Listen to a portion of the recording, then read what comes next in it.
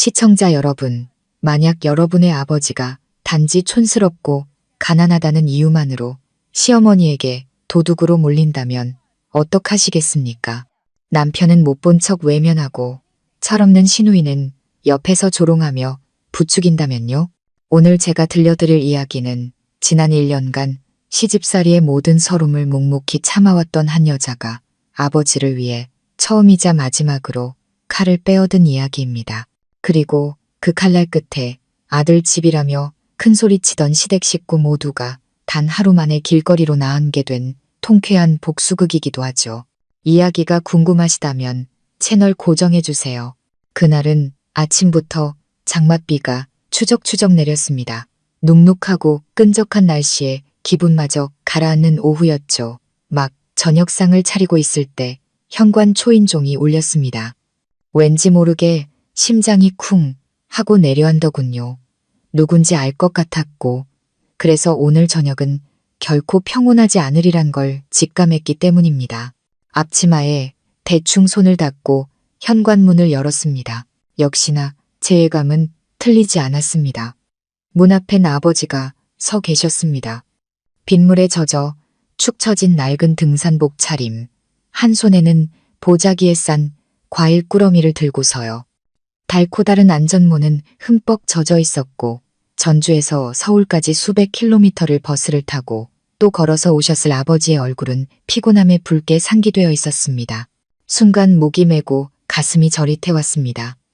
아빠, 오실 거면 전화라도 한 통 주시지. 저는 작은 목소리로 말하며 아버지의 짐을 받아들고 안으로 모셨습니다. 아버지는 평생 손해만 보고 살아오신 분, 특유의 온화한 미소를 지으셨습니다. 금방 갈 거야. 그냥 우리 손주 얼굴이 너무 아른거려서. 아버지를 거실로 모시는 순간 주방에서 들리던 달그락거리던 소리가 거짓말처럼 뚝 그쳤습니다. 아니나 다를까 시어머니가 국자를 든 채 주방에서 나오셨죠. 제 아버지가 들고 온 과일 꾸러미부터 흙먼지 묻은 아버지의 행세까지를 위아래로 훑어보던 시어머니의 눈빛이 싸늘했습니다. 어머, 사돈어른 아니세요? 사람 놀래키시긴. 조용하던 집에 웬 손님이람. 저는 입술을 깨물었습니다. 시어머니가 친정을 탐탁지 않아 한다는 건 알았지만 면전에서 저렇게까지 말씀하실 줄은 몰랐습니다. 제가 무슨 말이라도 하기도 전에 2층에서 내려오던 시누이 수진이가 스마트폰을 만지작거리며 비아냥거렸습니다. 집도 좁아 죽겠는데 자꾸 식구만 느네. 불편하게 아버지의 어깨가 움츠러드는 게 보였습니다. 저 손주 얼굴만 잠깐 보고 바로 가겠습니다. 폐 안 끼칩니다. 아버지는 당황하며 말했습니다. 저는 아버지의 팔을 끌며 말했습니다. 아빠, 신경 쓰지 마. 들어와서 식사부터 해. 누가 뭐래도 신경 쓰지 마. 그러자 수진이가 피식 코웃음을 쳤습니다. 언니 말 한 번 잘한다. 저는 대꾸하지 않고 수건을 가져와 아버지의 젖은 머리를 닦아드렸습니다. 분노의 손이 부들부들 떨렸습니다. 가족의 화목을 위해 얼마나 참고 또 참았던가. 그런데 왜 부모님이 오실 때마다 저들은 눈의 가시를 보는 듯 저런 행동을 하는 걸까요? 저녁상이 차려졌습니다. 된장찌개에 계란말이, 제육볶음이 전부인 소박한 밥상이었습니다. 저는 아버지께 따뜻한 밥과 국을 퍼드리고 남편은 아무 말 없이 고개만 숙인 채 밥을 먹었습니다. 시어머니는 식사 내내 아무 말 없다가 이따금씩 보란 듯이 한숨을 내쉴 뿐이었죠.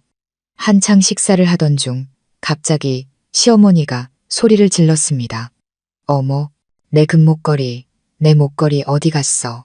시어머니는 자기 목을 더듬으며 벌떡 일어났습니다. 분명히 아까까지 하고 있었는데 수진이가 거들었습니다. 엄마, 잘 생각해봐. 어디다 뒀겠지.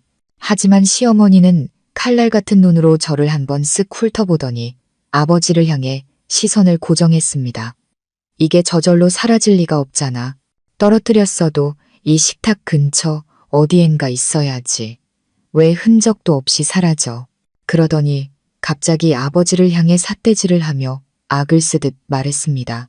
사돈어른, 이 집에 들어오시고 나서 없어졌는데 이거 어떻게 된 거예요? 순간 식탁의 공기가 얼어붙었습니다. 저는 들고 있던 숟가락을 내려놓았고 아버지는 눈을 동그랗게 떴습니다. 사부인, 그게 무슨 말씀이십니까? 제가 버럭 소리쳤습니다.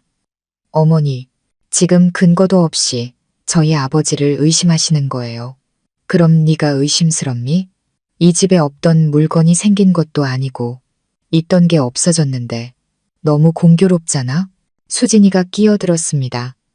혹시 저 영감님이 보자기에 과일이랑 같이 싸서 넣은 거 아니야? 늙으면 깜빡깜빡하잖아. 저는 폭발하고 말았습니다. 너 입 다물어. 지금 우리 아빠를 도둑으로 모는 거야. 시어머니가 식탁을 손바닥으로 내리쳤습니다. 어디서 어른한테 소리를 질러. 내가 뭘 확신했니?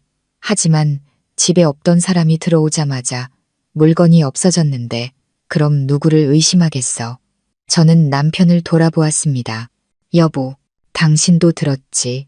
당신 어머니가 지금 우리 아빠한테 뭐라고 하는지 들었냐고. 남편은 여전히 고개를 숙인 채 묵묵히 밥만 먹고 있었습니다. 마치 자신과는 아무 상관없는 일이라는 듯이요. 저는 목이 메어왔습니다. 눈물이 핑 돌았지만 목소리만은 또렷하게 내뱉었습니다. 오늘 당신이 우리 아빠 편에 서지 않는다면 나도 이 집에 단 1분도 더 머물지 않을 거야. 어떻게 식탁에서 일어났는지 기억나지 않습니다. 정신을 차렸을 때 저는 아버지의 팔을 꽉 붙들고 있었습니다. 놓치면 아버지가 그대로 무너져 내릴 것만 같았습니다. 아버지는 아무 말도 아무 저항도 하지 않으셨습니다. 그저 고개를 숙인 채 수십 년간 굳건히 딛고 서 있던 땅이 갑자기 꺼져버린 사람처럼 휘청이며 저를 따라올 뿐이었습니다. 저는 아버지를 거실 구석의 의자에 앉혔습니다. 아버지의 어깨에 손을 얹었지만 제 속은 부글부글 끓어오르고 있었습니다. 평생 자식들을 위해 꾸준히 마다치 않으셨던 분. 누구에게도 자존심 한번 굽히지 않으셨던 아버지가 마치 죄인처럼 구석에 움츠리고 앉아 계신 모습을 보게 될 줄은 꿈에도 몰랐습니다.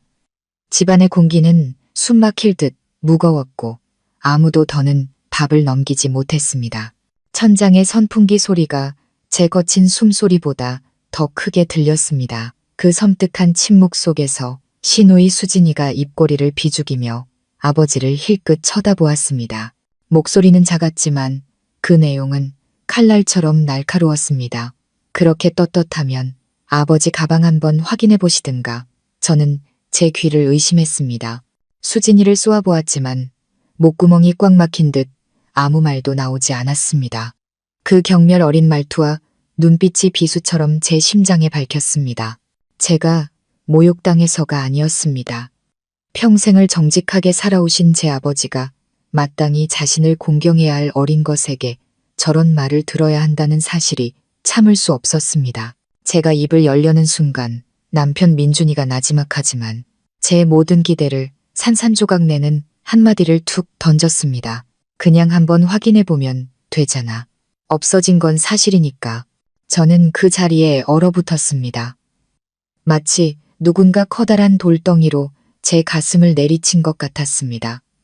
저는 남편에게 고개를 돌려 소리쳤습니다. 당신 지금 제정신이야? 이분은 내 아버지야. 고향 버리고 당신 하나 믿고 따라와서 지난 1년간 이 집 살림 다 맡아서 한 내 아내의 아버지라고. 내가 매달 생활비며 공과금이며 다 내는 동안 당신은 뭘 했는데 어떻게 그런 말을 할 수가 있어. 남편은 고개를 숙인 채 대답이 없었습니다. 손에 든 젓가락이 가늘게 떨리더니 이내 식탁 위로 내려놓더군요. 남편은 저를 보지도 아버지를 보지도 않았습니다. 그저 잘못을 저지르고도 책임질 용기도 진실을 지킬 용기도 없는 어린아이처럼 고개를 숙이고 있을 뿐이었습니다. 그 움츠린 모습이, 그 회피하는 모습이 처음으로 제 남편을 낯설게 느끼게 했습니다. 제 손을 잡고 세상 누구도 저를 상처받게 두지 않겠다던 남자가 오늘 제 아버지가 눈앞에서 모욕당하는 동안 침묵으로 일관하고 있었습니다.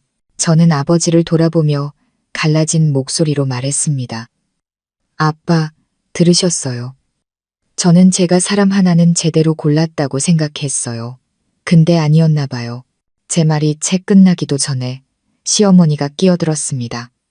의자에서 일어나 팔짱을 낀 채 특유의 높고 날카로운 목소리로 말했습니다. 집에 낯선 사람이 들어왔는데 물건이 없어졌으면 의심하는 게 당연하지. 난 그냥 가정해 본 것뿐이야. 누가 그랬는지는 자기 자신이 제일 잘 알겠지. 저는 시어머니를 돌아보았습니다. 아마 그때 제 눈은 핏발이 서 있었을 겁니다. 두 주먹은 핏줄이 붉어지도록 꽉 쥐고 있었습니다. 저는 거친 숨을 내쉬며 분노를 억눌렀습니다. 가정이요? 어머니는 이걸 가정이라고 하세요? 시골에서 손주 보러 올라오신 노인, 의자에 앉아 숨 돌릴 틈도 없이 낯선 사람, 의심스러운 사람이라고 손가락질한 게 가정이냐고요. 시어머니는 입술을 꾹 다문 채 경멸이 가득 담긴 차가운 눈빛으로 저를 쏘아볼 뿐이었습니다. 그 눈빛을 보고 깨달았습니다. 저는 이 집에서 단 한 번도 가족이었던 적이 없었다는 것을요. 제가 아무리 맛있는 밥을 차려내고 매달 얼마의 생활비를 들였든 저는 그저 남일 뿐이었습니다. 그리고 제 아버지는 손님 대접조차 받을 자격이 없는 사람이었던 거죠. 아버지는 여전히 아무 말씀이 없으셨습니다. 그저 고개를 더 깊이 숙이고 맞잡은 두 손을 떨며 주머니에서 낡은 손수건을 꺼내 이마에 식은 땀을 닦아낼 뿐이었습니다. 저는 그런 아버지를 보며 심장이 찢어지는 것 같았습니다. 온갖 풍파 속에서 항상 제 버팀목이 되어주셨던 아버지가 고작 시어머니가 아무데나 흘렸을지도 모를 금목걸이 하나 때문에 죄인처럼 움츠러들어야만 했습니다. 저는 고개를 돌려 방 안에 그 누구도 더는 쳐다보지 않았습니다. 마주할 자신이 없어서가 아니었습니다. 단 1초라도 더 그들의 얼굴을 봤다간 눈물을 참을 수 없을 것 같았기 때문입니다. 그리고 저는 울고 싶지 않았습니다. 적어도 지금 제 아버지의 명예를 쓰레기처럼 짓밟은 저 사람들 앞에서는 절대 울 수 없었습니다. 저는 망설임 없이 시어머니의 방으로 향했습니다. 모든 생활비를 제가 부담하는 이 집에서 유일하게 자신의 고상함을 과시하듯 늘 깔끔하게 정돈되어 있던 방이었죠. 저는 신발도 벗지 않고 문도 닫지 않은 채 방으로 들어갔습니다. 제가 걷는 동안 거실에서 저들끼리 소곤거리는 소리가 들렸습니다. 마치 제가 무언가 훔쳐가기라도 할까봐 감시하는 듯한 그 소리에 저는 신경 쓰지 않았습니다. 그때 제 머릿속엔 단 하나의 생각뿐이었습니다. 만약 목걸이를 찾지 못하면 우리 아버지는 평생 도둑이라는 누명을 쓰고 살아가실 것이다. 하지만 만약 내가 찾는다면 이 집에서 단 한 발자국도 편히 딛고 살 생각은 하지 마라. 진실이 밝혀지는 순간 저들에게 두 번 다시 반격할 기회 따윈 주지 않을 테니까. 저는 서랍이란 서랍은 다 열어젖히고 장롱 구석구석을 뒤졌습니다. 화장품 상자를 열고 향수병을 치우고 이불과 베개까지 다 들춰냈습니다. 등줄기엔 식은땀이 흘렀고 두 손은 분노와 불안감에 떨렸습니다. 아버지의 누명을 벗기기 위한 것인지 아니면 저들이 짓밟은 제 마지막 자존심을 되찾기 위한 것인지 저 자신도 알 수 없었습니다. 침대 머리맡 협탁 아래에서 희미한 금빛이 새어나오는 것을 발견했을 때 저는 거의 무릎을 꿇을 뻔했습니다. 손을 뻗어 그것을 꺼내 들었습니다. 한쪽 고리가 끊어진 채 먼지와 머리카락이 엉겨붙은 금목걸이. 그것은 아무것도 모른 채 그 자리에 있었습니다. 자신 때문에 칠순을 바라보는 한 노인이 말로 다 할 수 없는 수모를 겪었다는 사실을 모른 채 말이죠. 저는 천천히 일어섰습니다. 손에는 마치 맹세라도 하듯 목걸이를 꽉 쥐고 있었습니다. 저는 처음부터 문을 닫지 않았습니다. 제가 몰래 무언가를 꾸미는 게 아니라는 걸 보여주기 위해서였죠. 저는 식탁으로 곧장 걸어갔습니다. 모두들 마치 제가 무슨 쇼라도 벌이길 기다리는 듯 그 자리에 그대로 앉아 있었습니다. 저는 누구도 쳐다보지 않고 방 한가운데로 걸어가 손을 높이 들었다가 그대로 목걸이를 식탁 위로 던졌습니다. 탕! 하고 쇠붙이가 나무에 부딪히는 건조한 소리가 울려 퍼졌습니다. 모두가 숨을 죽였습니다. 저는 목소리를 높이지 않았지만 제가 뱉는 한마디 한마디는 그들이 쓰고 있던 위선의 가면을 벗겨내는 칼날처럼 날카로웠습니다. 이거 어머니 목걸이 맞죠? 눈 똑똑히 뜨고 보세요. 그런데도 감히 우리 아버지를 도둑 취급하셨어요? 수진이는 입을 떡 벌렸고 남편은 여전히 고개를 숙이고 있었습니다. 마치 진실의 무게가 그의 목을 짓눌러 저를 쳐다볼 용기도 장인을 볼 면목도 없게 만든 것 같았습니다. 시어머니는 여전히 자리에 앉아 있었지만 입을 삐죽이며 전혀 놀란 기색 없이 오히려 섬뜩할 정도로 차분하게 말했습니다. 어머, 그러네. 누가 훔쳤다가 슬쩍 다시 갖다 놨는지 어떻게 아니? 저는 순간 할 말을 잃었습니다. 놀라서가 아니었습니다. 저 여자는 절대 자기 잘못을 인정하지 않을 인간이라는 걸 이미 알고 있었기 때문입니다. 저는 고개를 까딱하며 경멸이 가득한 눈으로 시어머니를 보았습니다. 그게 무슨 말씀이세요? 누가 훔쳐갔다가 다시 어머니 방에 몰래 갖다 놨다는 말씀이세요? 아니면 어머니가 도둑으로 몬 사람이 다 늙어서 기력도 없는 제 아버지라서 사과 한마디 하는 게 그렇게 아까우세요? 시어머니는 입술을 깨물며 억지로 목소리를 쥐어짰습니다. 처음으로 그 눈빛에 당혹감이 스쳤습니다. 너 말 조심해. 난 누굴 도둑으로 몬 적 없어. 그냥 의심했을 뿐이야. 저는 실소를 터뜨렸습니다. 시댁이라는 이름 아래 제 자존심을 바쳐온 제가 얼마나 어리석었는지 깨닫는 순간이었습니다. 의심이요? 어머니는 그걸 말로만 하셨나요? 묻지도 찾아보지도 않고 다짜고짜 제 아버지 얼굴에 대고 삿대질하며 모욕하셨잖아요. 그게 누명이 아니면 뭐예요? 언제부터 이 집이 증거도 없이 사람을 죄인으로 만드는 곳이 됐죠? 수진이가 기름을 붓듯 끼어들었습니다. 언니, 왜 그렇게 예민하게 굴어? 엄마가 너무 놀라서 실수로 하신 말씀일 수도 있잖아.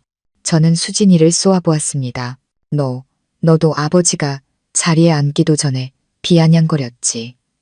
아버지 가방을 뒤져보라고 했고 늙으면 잘 훔친다고 했지.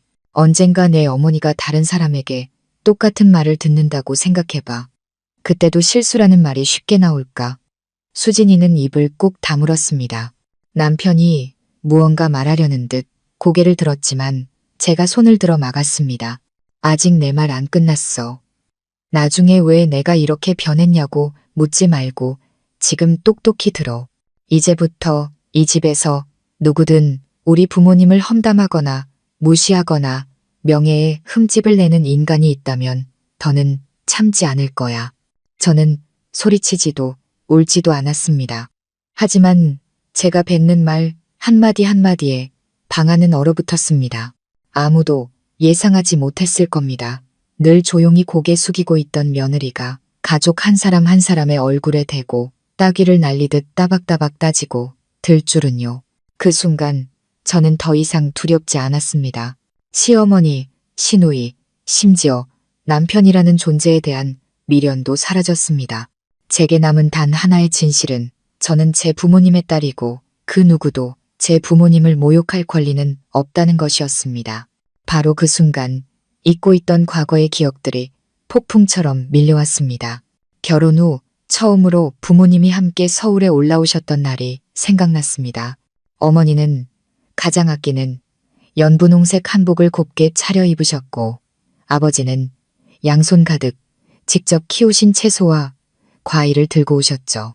먼 길에 지치셨을 텐데도 오랜만에 딸을 만난다는 기쁨에 두 분의 얼굴엔 웃음꽃이 피어 있었습니다.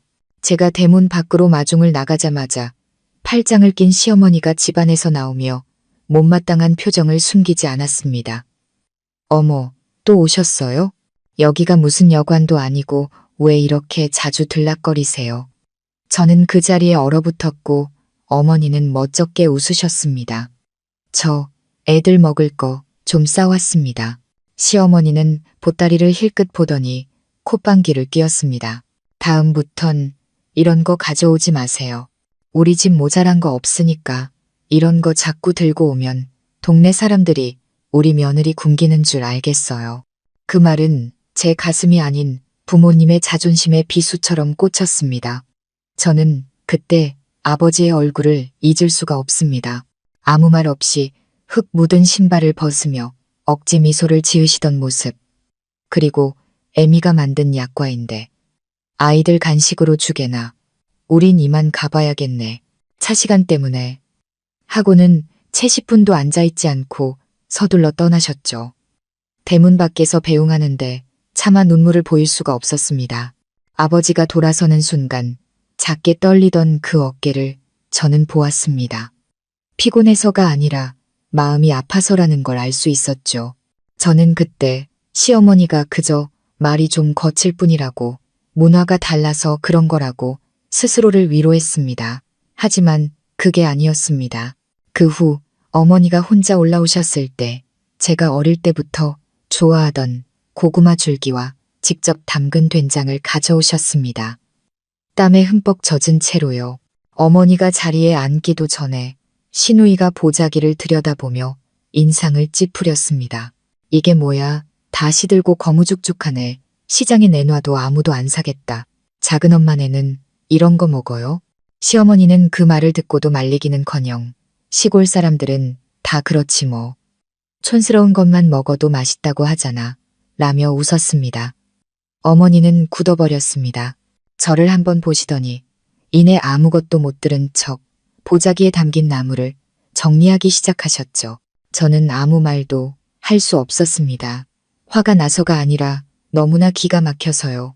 어머니가 돌아가실 때 제 손을 잡고 말씀하셨습니다. 딸, 아무도 미워하지 마라. 내가 시골 사람이라 말이 좀 어눌해서 그렇지. 널 사랑하는 마음은 진짜란다. 저는 고개를 끄덕였지만 마음은 복잡했습니다. 어떻게 같은 여자이자 어머니인 사람이 사돈을 저렇게까지 무시할 수 있는지 도무지 이해할 수 없었습니다. 가장 최근에는 제가 아이를 낳고 2달이 지났을 때였습니다. 제가 일을 쉬고 있으니 생활비에 보태라며 아버지가 돈 봉투를 남편에게 건넸습니다. 사위, 혼자 고생하는 것 같아 아비가 조금 보태네. 얼마 안 되지만 받아두게. 남편이 입을 열기도 전에 시어머니가 봉투를 낚아채 열어보더니 혀를 찼습니다. 이게 얼마라고 주시는 거예요? 그냥 도로 가져가세요. 우리 집 이 돈 없어도 살아요. 아버지의 얼굴이 붉어졌습니다. 아, 아닙니다. 얼마 안 되지만 제 성의입니다. 아버지가 말을 채 끝내기도 전에 시어머니가 비웃었습니다. 성의는 시골 가서 쓰시고요. 서울에서는 돈으로 말하는 겁니다. 저는 그 말을 듣고 머리가 띵했습니다. 굳은 살 박인 두 손, 희끗희끗한 머리카락, 낡아빠진 셔츠를 입은 아버지가 그 자리에 서 계셨습니다. 아버지는 조용히 손을 거두며 마치 사과하듯 말씀하셨습니다. 그럼 도로 가져가겠네. 그날 밤 아버지는 주무시지 않고 몰래 집을 떠나셨습니다. 제게 전화도 인사도 없이 그저 쪽지 한 장만 남겨두고서요. 아빠, 걱정 마라. 떳떳하게 살아라. 저는 그 쪽지를 든 채 손을 부들부들 떨었습니다. 그리고 깨달았습니다. 제가 지난 몇 년간 지키려 했던 것은 가정이 아니라 그들이 자신들의 안위를 위해 임시로 지어놓은 판잣집에 불과했다는 것을요. 그 순간부터 제게는 더 이상 미련이 없었습니다. 저는 집안을 둘러보았습니다.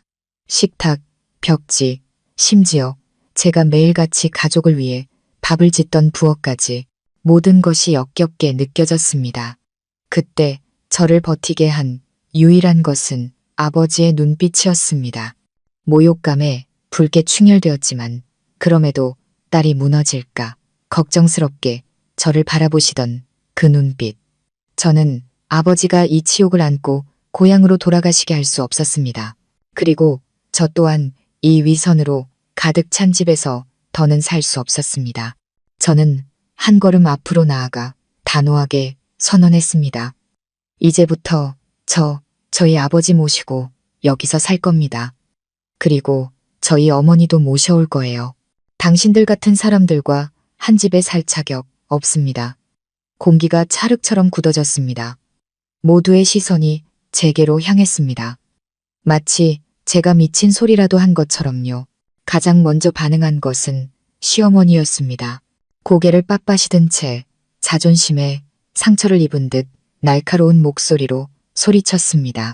네가 뭔데 나가라 말아야. 이 집은 내 아들 집이야. 내 집이 아니고. 저는 더 이상 참지 않았습니다. 시어머니의 눈을 똑바로 쳐다보며 지난 1년간 제가 쓰고 있던 조용하고 순종적인 며느리라는 가면을 갈기갈기 찢어버렸습니다. 틀리셨어요, 어머님. 이 집 결혼 전부터 제 명의로 된 제 재산이에요. 어머님 아들, 제 남편이 어머님이랑 수진이 자존심 상할까봐 제발 말하지 마라 달라고 무릎 꿇고 빌어서 입 다물고 있었던 거 모르셨어요? 제가 지켜주려 했던 건 남편의 체면이었는데 알고 보니 두 분은 지켜드릴 체면조차 없으셨네요. 말을 마친 뒤에도 저는 시선을 피하지 않았습니다. 더 이상 두려움도 미련도 남지 않은 텅 빈 눈으로 시어머니를 보았습니다. 시어머니의 얼굴이 하얗게 질렸습니다. 입술을 꽉 깨물고 무언가 말하려 했지만 시누이 수진이가 먼저 소리쳤습니다. 오빠, 말해봐. 이 집 누구 거냐고. 남편은 처음부터 그랬던 것처럼 고개를 숙인 채 침묵했습니다. 저는 수진이를 돌아보며 나지막이 말했습니다. 내 생각엔 내 오빠가 뭐라고 대답할 것 같니? 수진이는 그 자리에 못 박힌 듯 서서 아무 말도 하지 못했습니다. 저는 방으로 들어가 서류 봉투 하나를 들고 나왔습니다. 혹시 모를 분쟁에 대비해 따로 보관해 두었던 부동산 등기부 등본 사본이었습니다. 저는 거실 한가운데로 걸어가 서류를 식탁 위에 세게 내리쳤습니다. 여기 확인하고 싶으면 직접들 해보시죠. 증거는 차고 넘치니까. 종이가 식탁에 부딪히는 소리가 건조하게 울려 퍼졌습니다. 저는 더 이상 소리칠 필요가 없었습니다. 그 순간부터 모든 거짓말과 오해, 소유권에 대한 환상이 무너져 내렸다는 것을 알았기 때문입니다. 저는 남편을 보았습니다. 그는 여전히 고개를 들지 못했습니다. 저를 지켜주겠다던 남자는 오늘 집안에서 가장 비겁한 침묵의 방관자가 되어 있었습니다. 저는 더 이상 그를 원망하지 않았습니다. 원망할 가치조차 없었으니까요. 만약 이 집안에서 가장 책망받아야 할 사람이 있다면 그건 바로 시댁 식구들이 아니라 침묵과 인내, 희생만으로 존중받을 수 있다고 믿었던 어리석은 저 자신이었으니까요. 저는 그저 그들의 탐욕을 키우고 제 스스로의 명예를 짓밟고 있었던 겁니다. 모두들 마치 벼락이라도 맞은 듯 그 자리에 얼어붙어 있었습니다. 그들이 그토록 무시하고 운 좋게 집 있는 남자에게 시집 온 줄로만 알았던 며느리가 사실은 이 집의 진짜 주인이라는 사실을 아무도 예상하지 못했던 거죠. 저는 방 한가운데 서서 그들의 얼굴을 하나하나 뜯어보았습니다. 제 눈빛은 더 이상 따뜻하지 않았습니다. 긴 꿈에서 깨어나 모든 것이 거짓이었음을 깨달은 사람처럼 차갑게 식어 있었습니다. 더는 말하고 싶지 않았지만 시어머니의 뻔뻔한 눈빛이 저를 가만두지 않았습니다. 시어머니는 애써 태연한 척하며 시큼한 목소리로 중얼거렸습니다. 아주 용이 주도하네. 어쩐지 이상하다 했어. 내 아들이 결혼하자마자 어떻게 이런 집을 구했나 했다. 저는 입꼬리를 올리며 비웃었습니다. 저 자신조차 낯설게 느껴지는 미소였습니다. 그런데도 어머니는 동네 방네 자랑하고 다니셨잖아요. 옆집 아주머니 놀러 오셨을 때 우리 아들이 장가가더니 출세했다고 이 집 가리키면서 말씀하셨죠. 저 부엌에서 다 들었어요. 어머니, 제가 임신했다고 했을 때 몸조리 도와주신다고 몇 주만 계신다더니 벌써 1년이 다 되어가네요. 전기세, 수도세는 2배로 늘고 식사도 매일 2사람분을 더 차려야 했지만 저는 여전히 일하고 생활비 대고 모든 걸 감당했어요. 시어머니가 발끈했습니다. 내가 너랑 손주 돌봐주러 왔는데 그럼 나한테 돈이라도 내라는 거냐? 저는 더는 봐주지 않았습니다. 저랑 손주를 돌봐주셨다고요? 아니면 만삭의 며느리가 어머니 식사부터 잠자리까지 다 돌봐드린 거 아니고요? 애 낳고 나서는 하루 종일 드라마나 보시고 아침엔 늦잠, 오후엔 마사지, 저녁엔 유튜브만 보셨잖아요.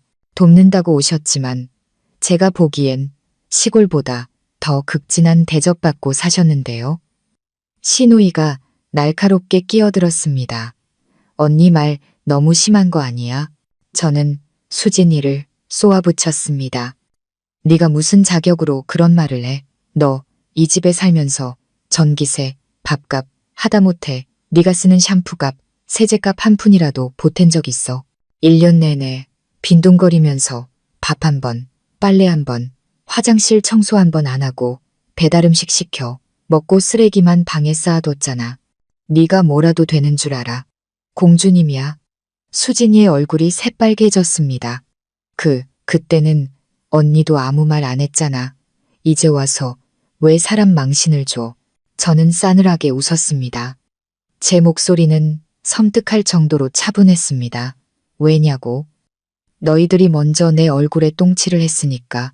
네, 어머니가 우리 아빠를 도둑이라고 부른 순간부터 난 1년 동안 가족의 평화를 위해 참았어. 하지만 참으면 참을수록 너희들은 더 기어오르더군.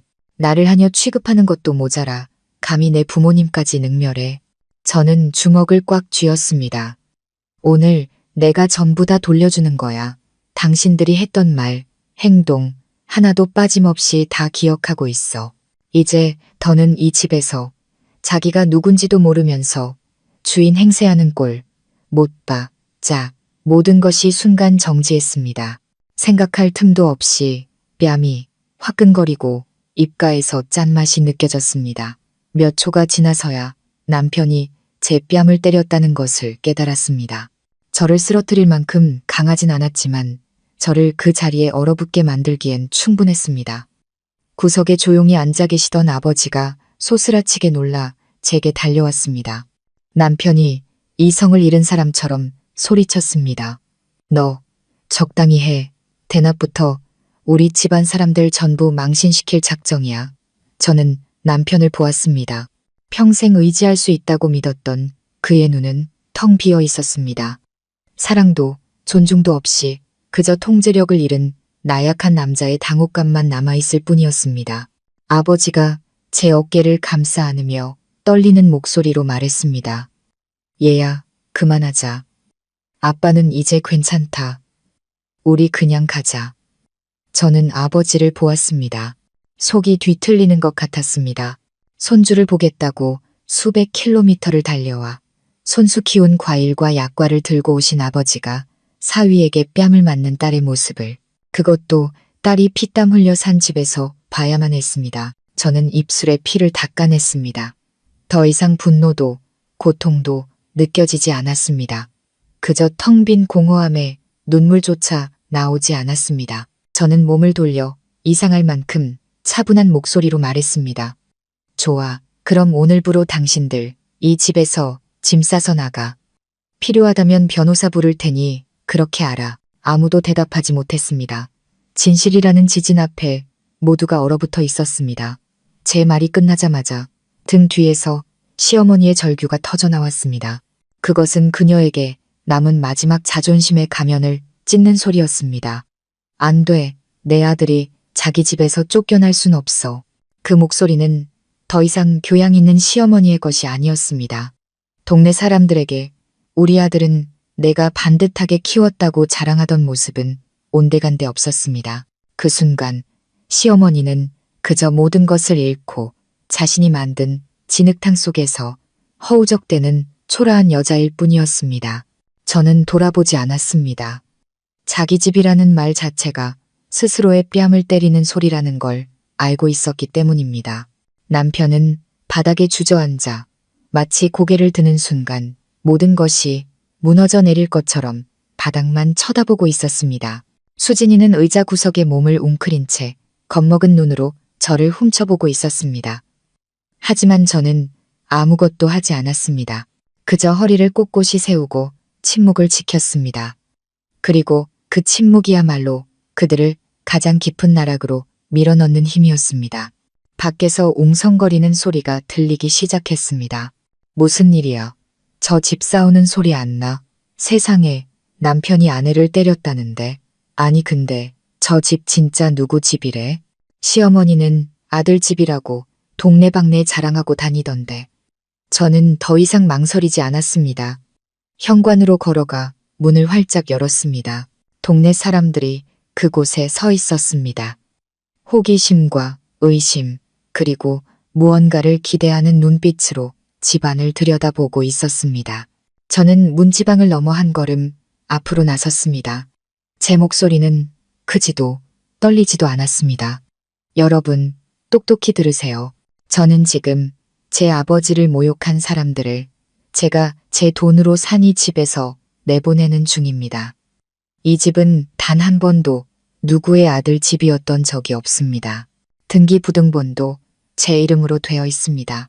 저는 지난 1년간 이들을 가족으로 품었지만 오늘 이들은 제 아버지를 도둑으로 몰았고 제 남편은 아버지 앞에서 제 뺨을 때렸습니다. 순간 정적이 흘렀습니다. 시어머니가 무언가 변명하려 했지만 제가 막아섰습니다. 이제 어머님이 무슨 말씀을 하시든 중요하지 않아요. 이 집은 남을 존중할 줄 모르는 사람들을 위한 곳이 아닙니다. 저는 아버지를 돌아보았습니다. 아버지는 여전히 그 자리에 서 계셨지만 깊고 슬펐던 눈에는 형언할 수 없는 자부심이 서려 있었습니다. 아버지는 제가 이렇게까지 강해지길 원치 않으셨을 겁니다. 하지만 오늘 아버지는 제가 더 이상 침묵할 수 없는 유일한 이유가 되셨습니다. 시댁 식구들을 내쫓는 과정은 생각보다 조용했습니다.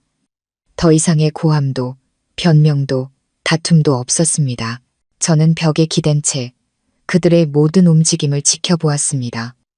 늘 저를 하녀처럼 부리던 시어머니는 잿빛 얼굴로 커다란 여행 가방을 끌고 있었습니다. 한 걸음 한 걸음 내디딜 때마다 그녀의 마음속에서 명예가 아닌 환상이 부서져 내리는 것이 보였습니다. 늘 거만하게 저를 내려다보던 시누이는 고개를 푹 숙인 채 화장품들을 가방에 쓸어 담고 있었습니다. 발톱 빠진 고양이처럼 모든 위세를 잃은 모습이었죠. 남편은 여전히 나무 인형처럼 거실 한가운데 앉아 있었습니다. 아무 말도 움직임도 없이 그저 고통스러운 눈으로 바닥만 보고 있었습니다. 그때 갑자기 수진이가 제 앞에 무릎을 꿇었습니다. 두 눈에 눈물이 그렁그렁한 채 애원했습니다. 언니, 잘못했어요. 제가 다 잘못했어요. 하지만 엄마는 연세도 많으시잖아요. 제발 엄마는 며칠만 더 머물게 해주세요. 네, 저는 감정 없는 눈으로 수진이를 내려다보았습니다. 이미 닫혀버린 문 앞에서는 아무리 소리쳐도 소용없는 법입니다. 저는 수진이의 손을 조용히 떼어내며 나지막이 말했습니다. 미안하지만 너무 늦었어. 저는 더 이상 설명하지 않았습니다. 어차피 그들은 이해하지 못할 테니까요. 시어머니는 끝내 고개를 들지 못했습니다. 그렇게 무시하던 며느리의 집에서 쫓겨나게 될 줄은 꿈에도 몰랐을 겁니다. 남편이 제 곁을 스쳐 지나갔습니다. 아주 짧은 순간 그의 눈과 마주쳤습니다. 분노도 후회도 아닌 그저 공허하고 가련한 눈빛이었습니다. 등 뒤에서 세 사람의 모습과 함께 대문이 닫히는 순간 저는 제가 한 일이 사람을 내쫓은 것이 아니라 짓밟였던 명예의 조각들을 제자리로 돌려놓은 것임을 알았습니다. 이야기가 그렇게 끝날 줄 알았습니다. 하지만 시어머니는 조용히 물러날 사람이 아니었죠. 다음 날 아침 친척들을 대동하고 다시 나타났습니다. 가장 연장자인 큰아버님이라는 분이 저를 나무랐습니다. 얘야, 집안일은 조용히 풀어야지. 어른이 실수할 수도 있는 건데 이렇게까지 매정하게 굴어야겠니?